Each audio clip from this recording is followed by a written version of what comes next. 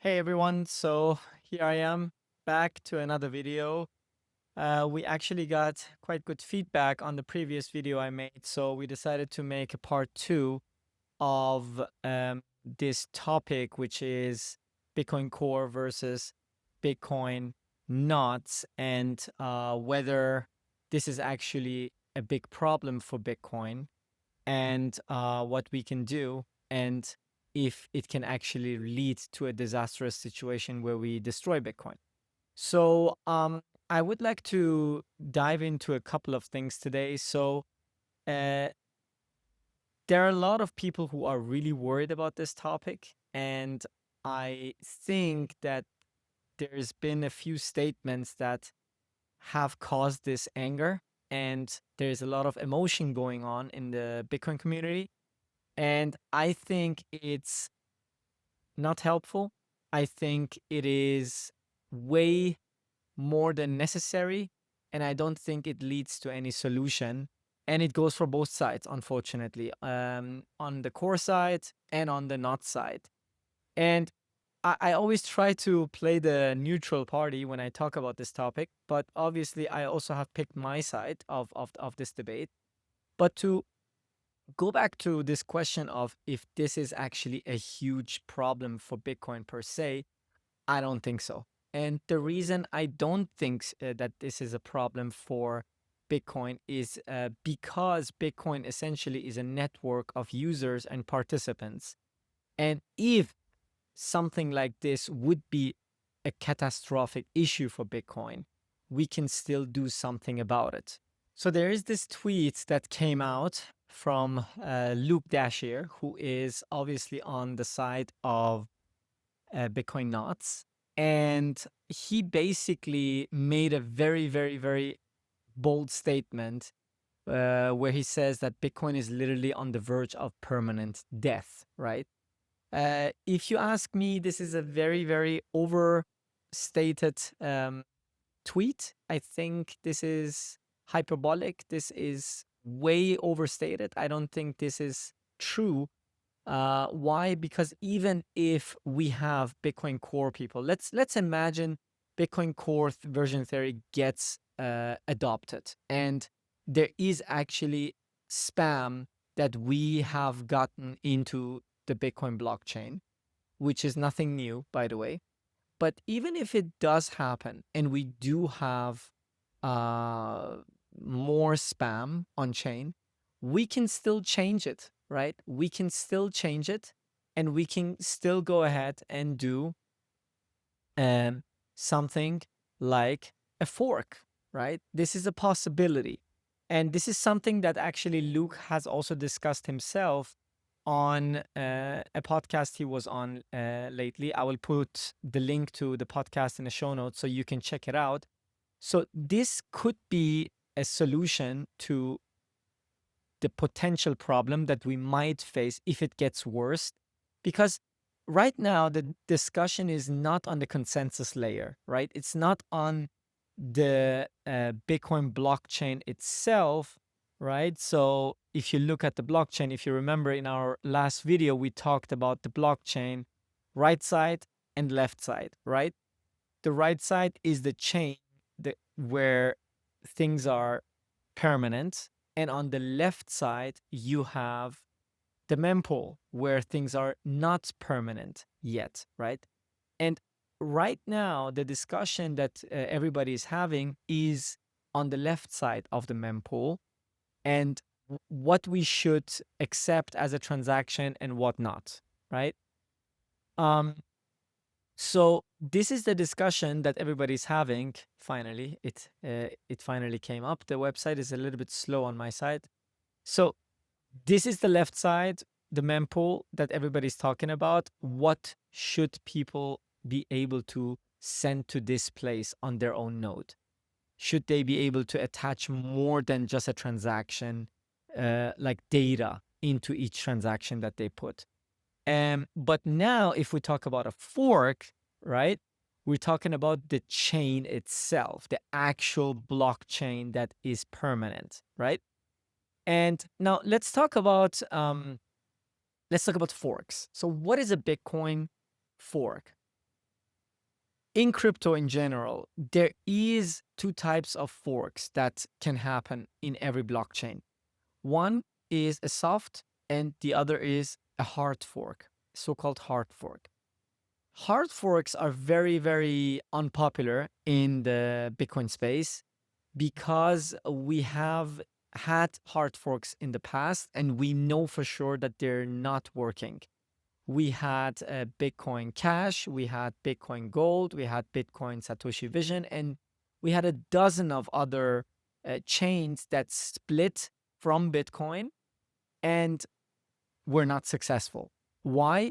Because they do not follow the same rules as Bitcoin, and they basically want a drastic change, which basically leads to a situation where Bitcoin is no longer, or the new type of Bitcoin is not backwards compatible. So you can see actually here on this graph, um, you have the main chain up here.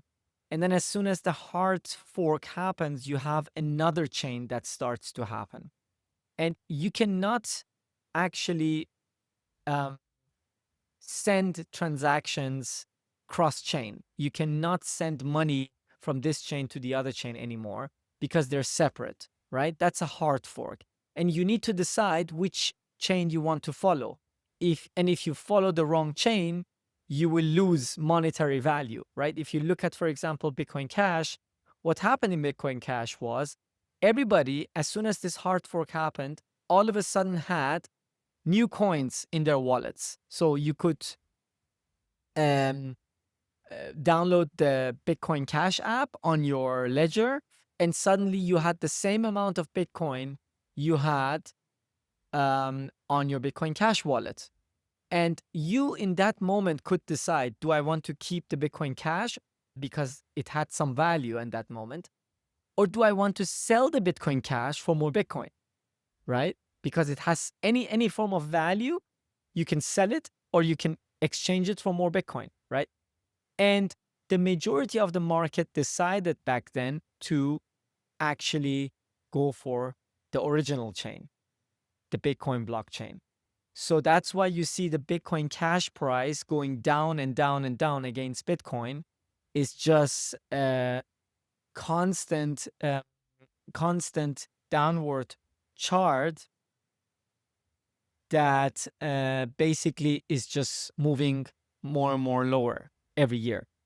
And we know through that history, if you want to read more about this topic, just go ahead and search for the book, The Block Size Wars. So in the Block Size Wars, you actually get to learn a lot about this topic, but it's about basically the war that happened between Bitcoin big blockers and small blockers. So there was a bunch of people in Bitcoin that were for a Bitcoin that has bigger blocks, and there were a bunch of people who were against that, right? And the small blocks basically were saying that we should keep Bitcoin small because we want Bitcoin to scale on second, third layers, right? And the Bitcoin Cash people were saying, no, we should increase the size of a block because we want Bitcoin to be also a currency. We want it to be a day-to-day exchange, medium of exchange.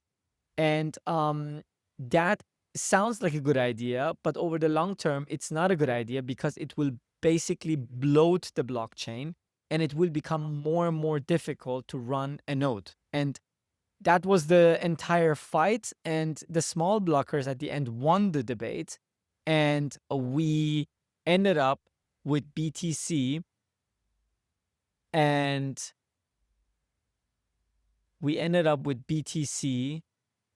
and Bitcoin Cash. And as you can see here, if I zoom here a little bit back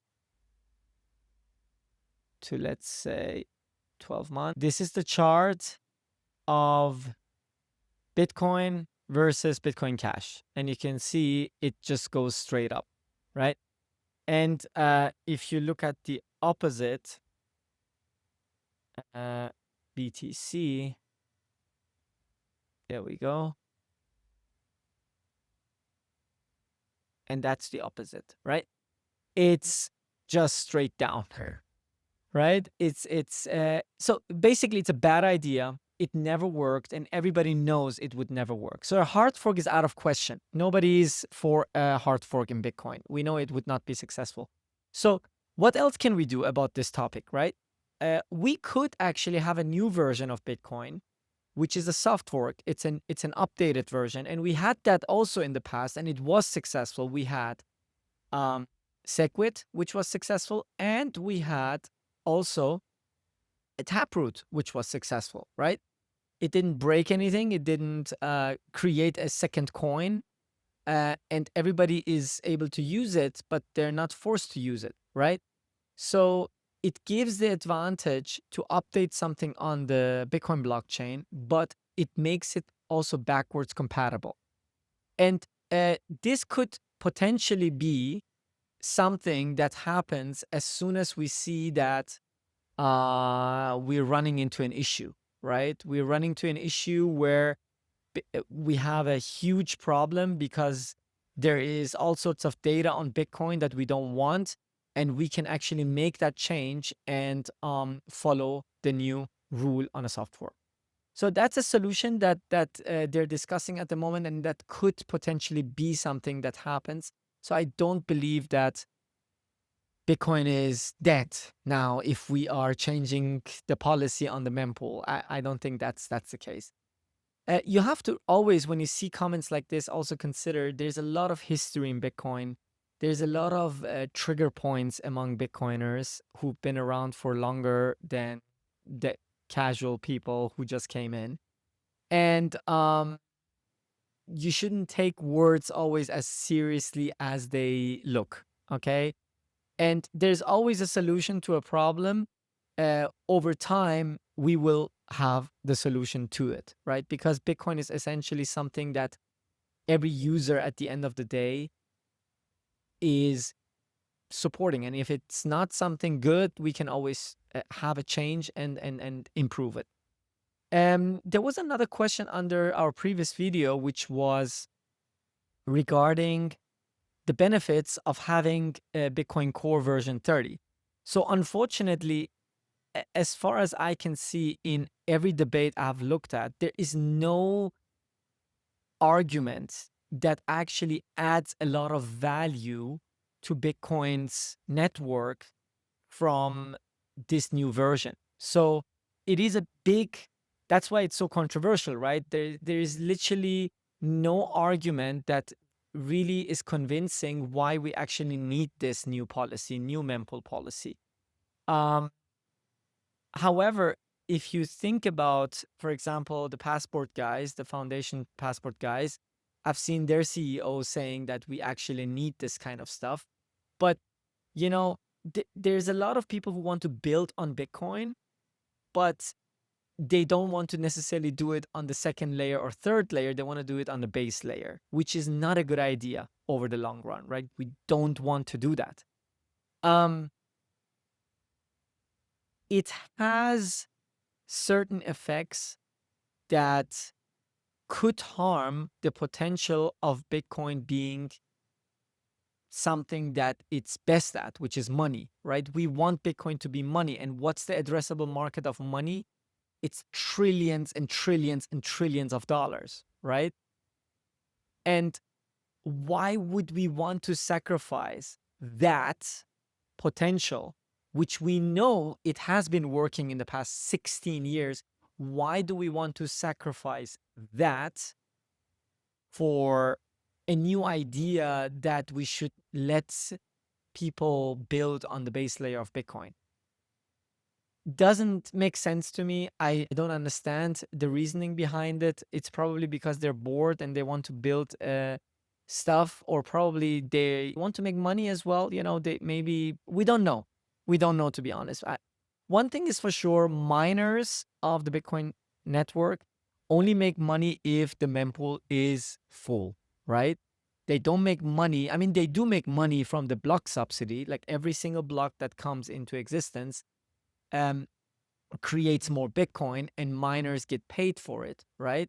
So every single, right now, if you look at the last block, every single block produces around 3.125, exactly 3.125 Bitcoin, which is $340,000, right? But they also get paid fees. As you can see on this block, there's literally no fees. This is actually a really bad example because the block is literally empty. So if you look at any other block, you have the block subsidy and you have also the fees. And the more transactions you have on the mempool that get confirmed by the miner, the more the miners will also make money. So this could be something that the miners want as well. And that's maybe the reason why we have it right now on the table. But as a user, if you ask me whether I want other data than transaction or monetary data on Bitcoin, I would be against it.